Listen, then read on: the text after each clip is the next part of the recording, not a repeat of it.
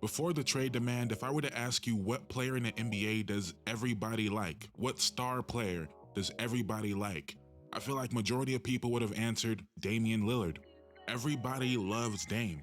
And if we think about some of the other Hall of Fame point guards of this era that used to be in that similar position, it may seem crazy to say today, but people used to love Chris Paul at that level.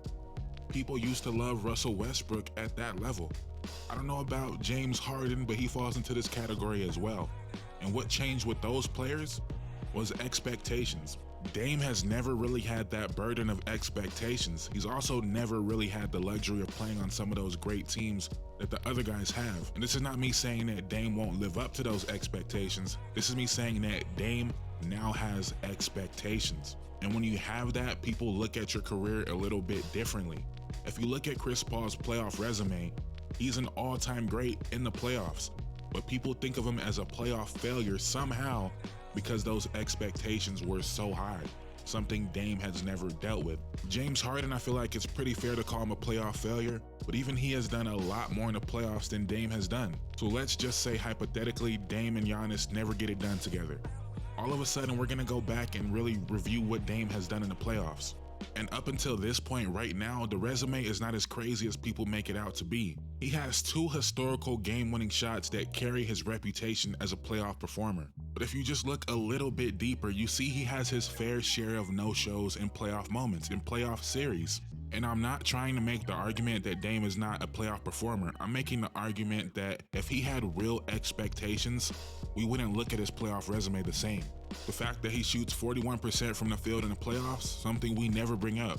The fact that he's been swept 3 times and lost in 4 times, things we never bring up. He's lost a playoff series 8 times and only 1 of those went to 6 games. Even if we want to look at his playoff victories, the first one is his first series ever against Houston where he hits the game winner. The second one is against the Clippers, a series which Chris Paul and Blake Griffin both got hurt in the same game, up 3-1, or up 2-1 I believe. And the Blazers won the next 3, but if you look at that series, Dame averaged 22 points, 37% from the field, 34% from 3. It's not his fault those guys got hurt, but again, I'm pointing out the resume is not what you guys think it is. His other 2 wins are the one against OKC where he was absolutely dominant, you can't say anything about that series, and then a series against the Nuggets where they won in 7 games, a series where Dame didn't play all that great, but they won in 7 games. They went to the conference finals and then they got swept by the Warriors without KD. The last time we seen Dame in the playoffs, they lost to the Nuggets without Jamal Murray. I know Dame played amazing, that was probably his best series ever, but that was not a team that you felt like, you know, that was an even matchup and they lost that series. I'm gonna reiterate one more time, this is not a video about questioning Dame as a player. I am questioning his playoff resume because that's what it is. You know, I'm not just going off opinion, those are facts. That is what has happened in the playoffs so far in his career. If you want my opinion, I think Dame is ready for this moment, and I'll get into that a little bit more later. But the only way you get to the level of admiration and love that Dame has is only 2 things that are kind of the same thing: expectations and people don't think you're a threat. I think Steph Curry is the perfect example of this. Everybody loved Steph Curry before he became a threat. LeBron loved Steph, Russ loved Steph before he became a threat to everything that they were going after. So I'm just fascinated to see what happens with Dame. How will we talk about Dame a year from now? At this time next year, Dame might be coming off a finals MVP, or he might be coming off a first round exit. And people will definitely be looking at Giannis and questioning his resume at this point, which seems crazy, but I think it's fair when you consider the fact he's only been out the second round 1 time, and it was the time where Kevin Durant foot was on the line, Kyrie and James Harden were out. That is the only time he's been out the second round. So there's definitely pressure on Giannis as well, but he's used to that. Dame has never had this pressure, and I can't wait to see how it turns out.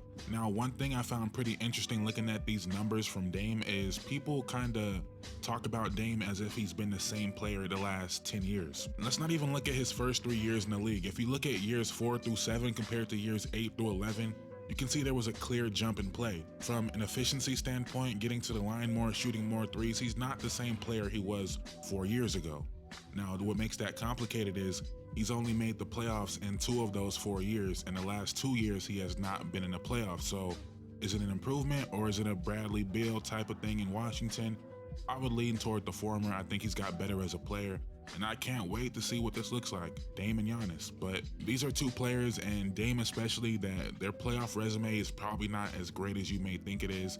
Giannis is a champion, so no one's ever gonna question that.